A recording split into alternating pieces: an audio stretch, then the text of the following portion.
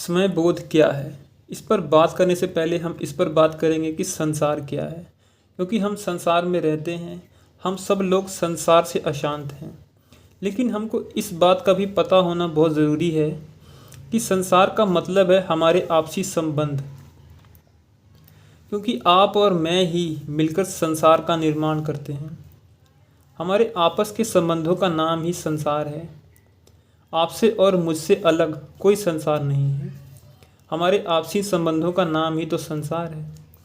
अंत समस्या यह संसार नहीं बल्कि आप और मैं हैं, क्योंकि यह संसार हमारा ही प्रतिक्षेपण है और उसे समझने के लिए हमें अपने आप को समझना होगा, क्योंकि संसार हमसे अलग नहीं है। हम ही संसार हैं और हमारी समस्याएं ही संसार की समस्याएं हैं। पहले इस बात को समझना बहुत ज़रूरी है कि संसार को बदलने के लिए हमें शुरुआत खुद से करनी होगी और स्वयं को बदलने के लिए स्वयं का बोध होना ज़रूरी है।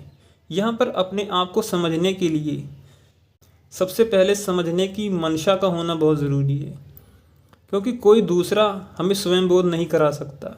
इसकी खोज हमें ही करनी होगी।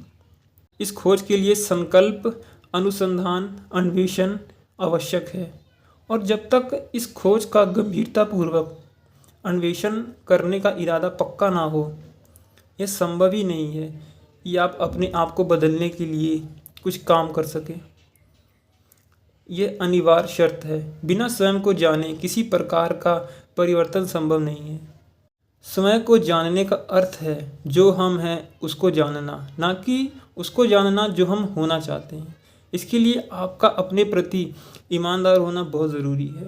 इसलिए यहाँ ज़रूरी है आपके मन का असाधारण रूप से सजग होना, क्योंकि जो है वह निरंतर बदल रहा है और उसे तुरंत समझने के लिए हमारे मन का पूरी तरीके से मुक्त होना ज़रूरी है। सभी विश्वासों के प्रति, सिद्धांतों के प्रति या किसी धारणा से बंधा नहीं होना चाहिए। बस ये मुक्त होना चाहिए पूरी तरीके से, तभी वहाँ पर देखना संभव हो सकता है, क्योंकि विश्वास और आदर्श आपकी दृष्टि पर पर्दा चढ़ा देते हैं। वहाँ देखने वाला वह देखने नहीं देता चीज़ों को जैसा वह वास्तव में है। आप जैसे हैं उसे जस का तस बिना तोड़े मरोड़े समझना ही सदाचार की शुरुआत है।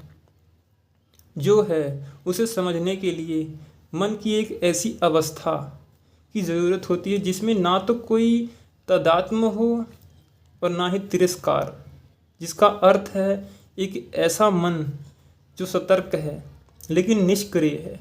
मन की उस स्थिति में हम तब होते हैं जब सचमुच कुछ समझना चाहते हैं, जब हमारी गहरी दिलचस्पी होती है। तभी मन की यह स्थिति होती है जब हम पूरी तरीके से शांत और मौन हो जाते हैं, किसी विधि या फिर किसी बाहरी धारणा से नहीं, बल्कि अपनी समझ से, अपने बोध से।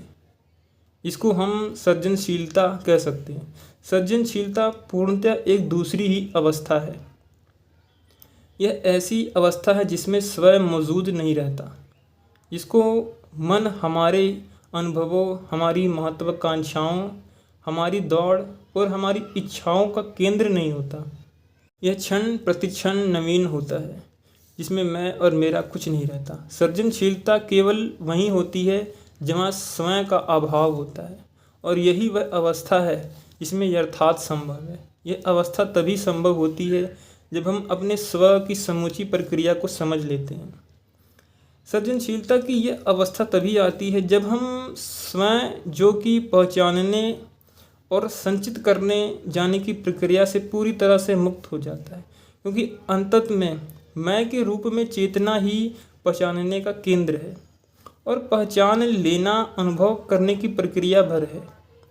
स्वयं को संचय की प्रक्रिया के बिना ज्यों का त्यों क्षण प्रतिक्षण समझने के साथ एक ऐसी शांति, एक ऐसा ठहराव आता है जो मन की उपज नहीं है। एक ऐसी शांति जो ना तो कल्पित है और ना ही जिसका संवर्धन किया जा सकता है। शांति की उस अवस्था में ही सृजनशीलता संभव हो सकती है।